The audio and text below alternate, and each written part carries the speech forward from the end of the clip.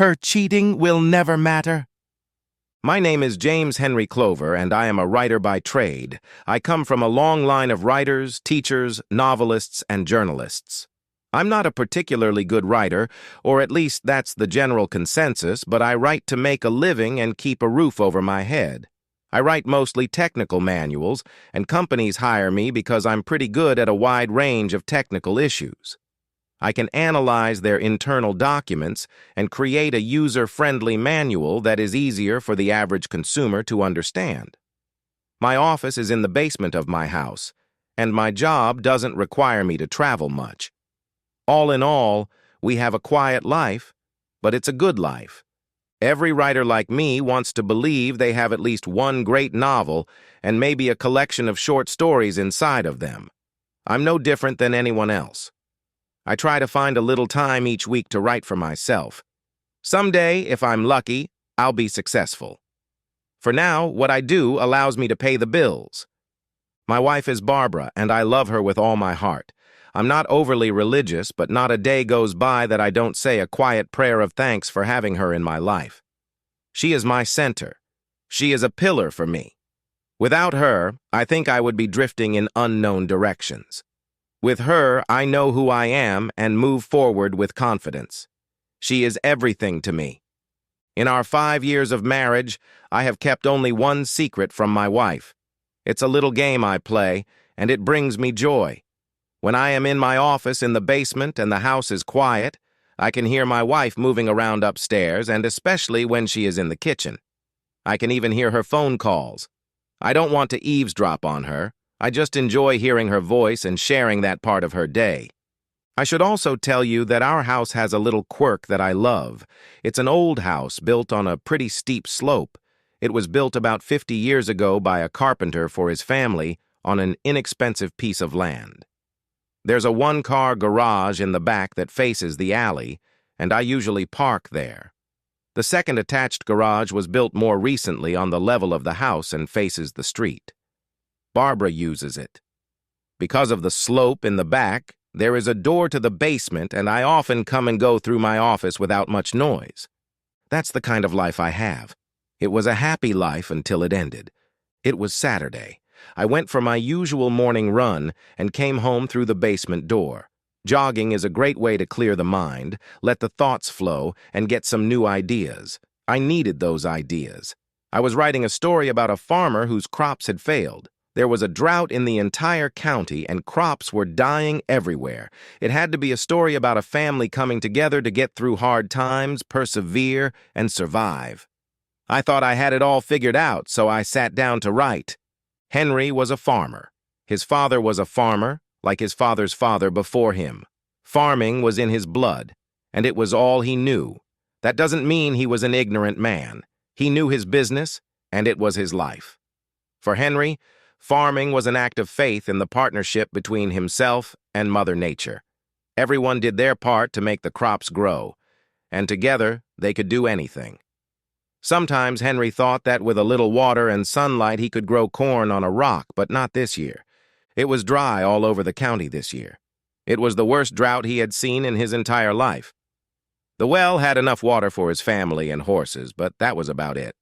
Things were no better for the neighbors. Henry was at a loss. He knew what hard work was, but some things were beyond him. Without water, there is no crop. Without crops, there is no farm. Henry didn't know where to turn. Farming defined him, and he put his all into being a good farmer. His partner let him down, failed to do her job. Without her, there was no harvest. Without her, there was no farm. There was just land with no purpose. I sat there typing, and for once the words flew off my fingertips. I was happy I was on a roll. I heard the phone ring and realized Barb had gone up to get it. I smiled, because this was the kind of day I lived for. The words were flowing, my wife was with me, and all was well in the world. As I continued typing, I heard her answer. "Hello? David, I told you not to call here." "Yes." "He's out for his morning run, but still." "No, I can't. Of course I want to. I can't just run away for no reason." "Careful, man. I'm not as free as you." "Yeah, but..." I miss you too, but I can't just run away for no reason. Maybe. Okay, but only for a few hours. I'll leave a note and say I went shopping. You're bad. What am I going to do with you? Okay, love, I'll see you in 20. She hung up. I froze in front of the computer. I'd heard it, but I didn't believe it. What did she mean by boyfriend and lover? Who is this David guy? I know what a woman's flirtation sounds like, and I heard it in her voice. What is going on? I wanted to rush upstairs and challenge her, but what if I did? I'd forfeit the only advantage I have. She doesn't know I can hear her from my office. In return, I would get denial, a possible lie, and a quarrel, and I would know no more than I know now. 2 minutes later, I heard the door close, her car start, and she drove away. I went upstairs and found her note. It said, "James, I've gone shopping for a few hours. I'll be home to make dinner. Love, Barb." I wanted to believe it, but I knew better. It was a lie. I wished there was a decent explanation for what I heard, but deep down I knew there wasn't. In a daze, I reached the bedroom and showered after my run. I got dressed and thought about what I had heard. Every word she said on the phone contradicted what I believed to be true. Even her note was a lie. There had to be an explanation for this. I sat for hours as my thoughts ran in circles and led nowhere. Eventually, I went back to my office to think about it some more. She had to come home eventually, or at least I hoped so, and I needed to decide what to do. Should I tell her about what I had overheard? Nothing had changed since I'd overheard her on the phone. What if she denies it? If she's innocent, she'll be shocked. If she's guilty, she'll lie. Either way, I lose. Should I hire a private investigator? Can I even afford one? Should I buy some tech gadgets to follow her, track her phone, or record her calls? I was sitting in my basement office when I heard her return. She called down the stairs, but I didn't answer. She must have figured I wasn't home. If she hadn't gone down to the back garage, she wouldn't have seen my car. I heard the shower turn on and quietly walked up the stairs. Barb was in the shower and her clothes were lying in a pile on the floor. I lifted up her panties and saw it. It was impossible not to see the signs of sex. My wife was cheating on me. She was lying to me and sleeping with some asshole named David. Some men get conflicted with their wife at this point. Some men get violent. But what was the point? Did I want to teach her where she went wrong so she could get better at cheating? Did I want to be lied to again? Did I want to hear that she only loved me? I quickly packed my bag, took her panties to the kitchen where I put them in a plastic sandwich bag that I sealed tightly, and walked out of the house. I didn't have a plan, and I didn't know where I was going. At this point, I just wanted to disappear. I drove without purpose until I was outside a friend's house. Kevin's wife had run off with her buddy about a year ago. He would understand me. I knocked on his front door. He answered and invited me in. I told him my story, showed him my panties, and cried like a baby.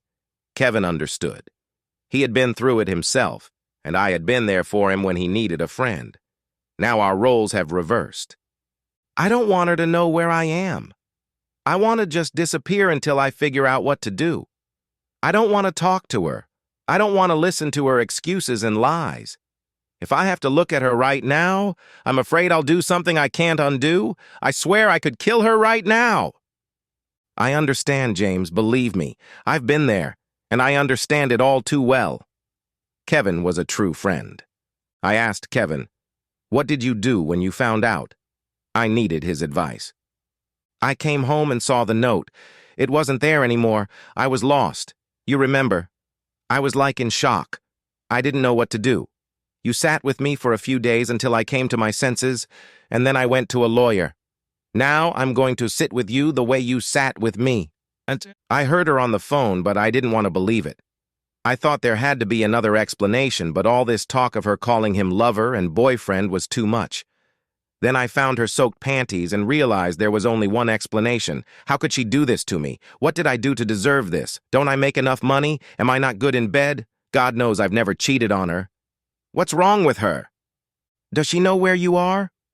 No, I just left while she was in the shower washing off the asshole's scent. Come on, we'll move your car into my garage. Then you can hide all you want and meet her when you're ready." We did just that. Kevin stayed with me all day and all night until I finally fell into a restless sleep. Meanwhile, Barbara was home. She got dressed after her shower, and when she went to put her clothes in the hamper, she couldn't find her panties. She looked around on the bedroom floor, under the bed, then in the bathroom and even in the hallway, but they were nowhere to be found. She figured she had put them in the laundry basket when she took them off. She had been so careless that she hadn't even bothered to check. James could be remarkably clueless. 3 months of running around behind his back proved it. Toward evening, she busied herself with preparing dinner. Eventually, she made her way down to James's office, but he wasn't there. The laptop was also missing, but James had often gone to the park to write. As darkness fell, she grew increasingly nervous, and James still wasn't home. She called, but his cell phone wasn't answering. She called his parents, but they hadn't seen him. She called a few of his friends, but got nowhere. When it was time to go to bed, her anxiety increased. She was worried about him. After all, she loved her husband. Where could he be? What had happened to him? It wasn't like him. Finally, she went to bed and fell asleep, but she woke up not rested. James hadn't gone to bed, and he wasn't in the house. Now she was very concerned, but she had never connected the two things together. She had never connected a missing husband and missing panties. It never occurred to her that maybe her husband wasn't so clueless after all. When I woke up, I knew Barbara would be calling looking for me. That meant my parents would start to worry, so I called them. My mom answered. "Where are you? Barbara is really worried about you. Are you okay? James, this isn't like you. Your father and I were worried." "I'm sorry, Mom. I'm coming over to talk to you both, but promise me one thing. If Barb calls, please tell her you haven't seen me and don't know where I am. I'll explain everything, but in the meantime, please do what I ask." "Why would we lie to your wife, James? She's very worried." "Please, Mom, just this once." "Okay, son. Bye. Your father and I will wait until you get here." I drove to my parents' house, contemplating how to break the news. My God, I needed words I'd never uttered in front of my mother. How was I going to explain all this? Well, parents aren't as naive as their children want to believe. As soon as I told her about the panties, Mom burst into tears. We cried, me and Mom, and Dad hugged us both. It was a bad Sunday morning at the Clover house, and it wasn't going to get better. My mother was trying to find a way out, to believe that the daughter-in-law she loved as her own daughter would never do this to her son. "James, maybe you misunderstood her. Maybe the stain isn't what you think it is." "Mom, every man understands when he sees it. And it wasn't a stain. It was a fresh mark, just a few minutes ago. She's having an affair with some guy named David, and she secretly had sex with him yesterday." My father looked at my mother and nodded in agreement. The three of us talked and cried for hours. When the phone rang and Barbara asked if I had heard from her, my mother looked at me and lied. I had never seen her lie before and thought, is this what it's come to? Now I'm making my mother lie for me? My mom asked me where I was going to live and told me I could stay in my old room. But all I could think of to say was, "Mom, I already made you lie once. I don't want you to lie to me again. If you don't know, you won't have to lie. There's nothing wrong with me. I'm in a safe place, with someone to look after me for a while." I felt like a child again, lost, with nowhere to go. Who would be my own? Eventually, they convinced me to go home and talk to my wife. I agreed, but only on my own terms. I was in no mood to be lied to again, and I didn't want to hear any excuses. She was happy enough as it was, leaving the house to meet him. I give her one chance and one chance only to explain and convince me to stay. Either she cares enough about our marriage to tell the truth, or it's over. It was late evening when I entered the house. Barbara rushed toward me with a mixture of anger and relief at the sight of me. I held up my hand for her to stop, and she froze in place. "Barbara, I have a question for you. and how you answer it will determine whether I stay or turn around and leave for good.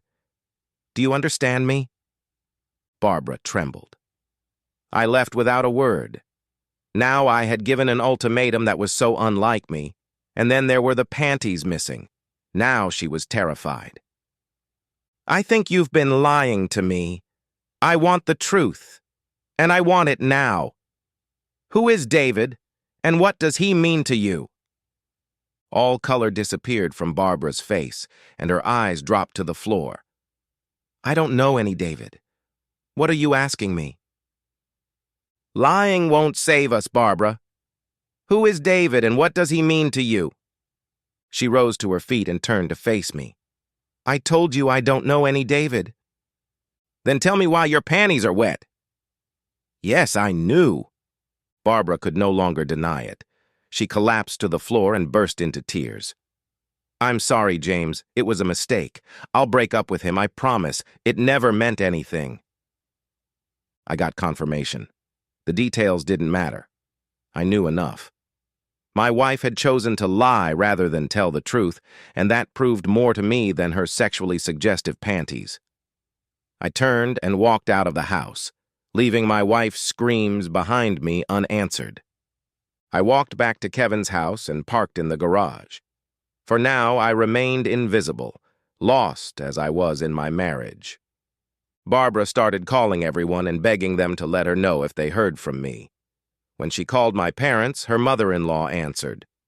When my mother heard Barbara's voice, she cried, "Why?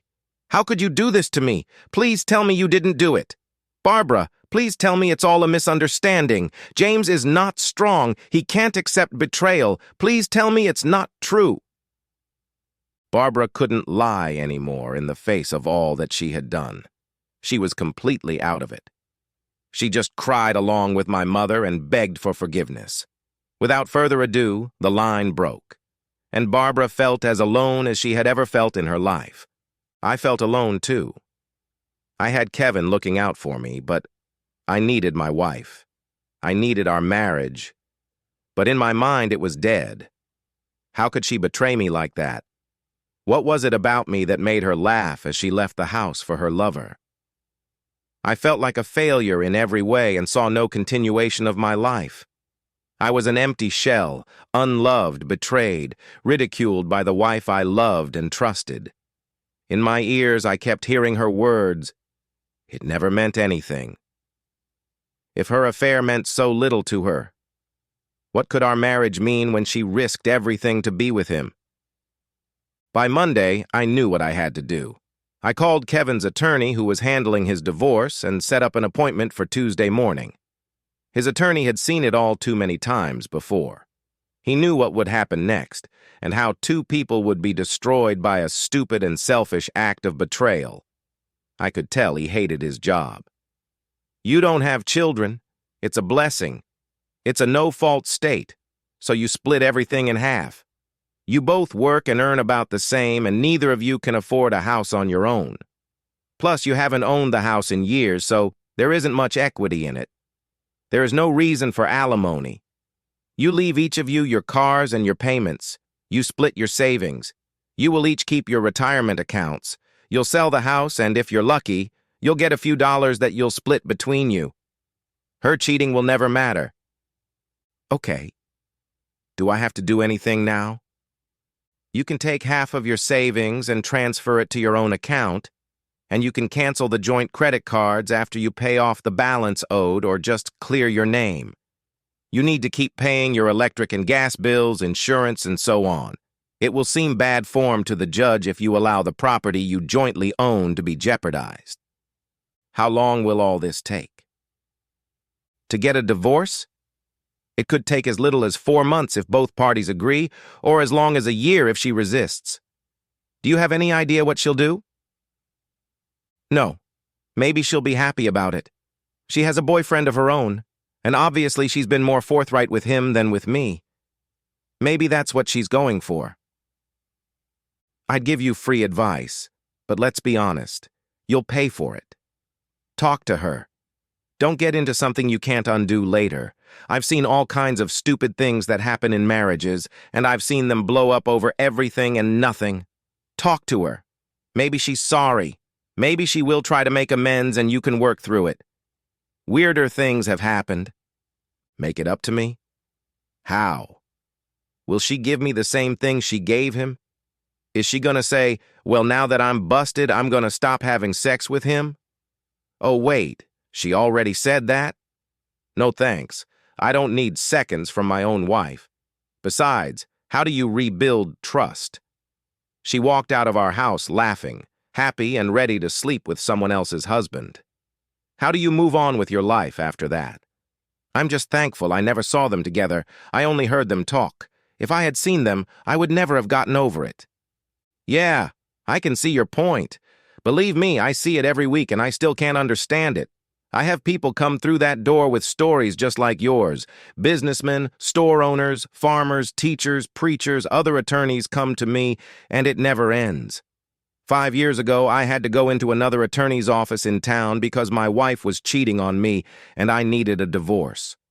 I was in the same state of mind as you are in now. All my years in this field did not prepare me to go through this myself. Believe me, I understand. So here's what I want you to remember. First, don't do anything stupid. Don't hit her. Don't even yell at her in public. Don't do anything that she might perceive as a threat. Second, don't take more than what you own. Don't drain your savings. Don't max out your credit cards. Third, don't walk away from your financial responsibilities. Pay off your mortgage, or at least half of it. Do all the things you have always done. Fourth, don't lie to anyone about anything. Don't misrepresent her actions. If you can, don't even talk about it with your friends. I know it's hard. You just don't want her to claim defamation when you can't prove anything. One last thing. If you do confront her, do it in a public place with lots of witnesses. Don't be afraid to make a scene, just don't let her claim you did something you didn't do. Is that all? There's one more thing. Get drunk. Get in touch with someone. If you can, have sex. You'll feel like garbage for a long time, so you can get a few minutes of pleasure along the way. Just don't let her catch you. The more pissed off she gets, the longer it'll take.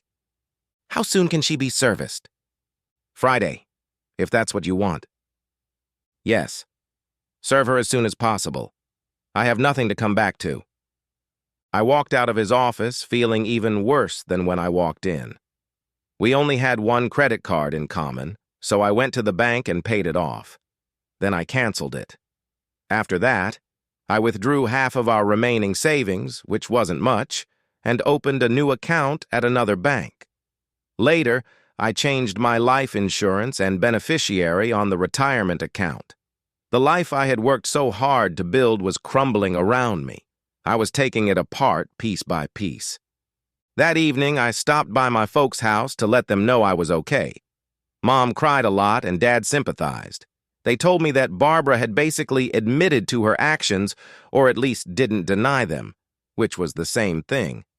I told them I had gone to a lawyer and started the process. We sat in silence for a long time.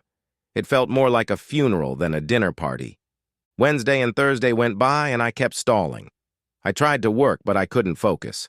I was on a deadline, so I contacted companies and they were surprisingly understanding.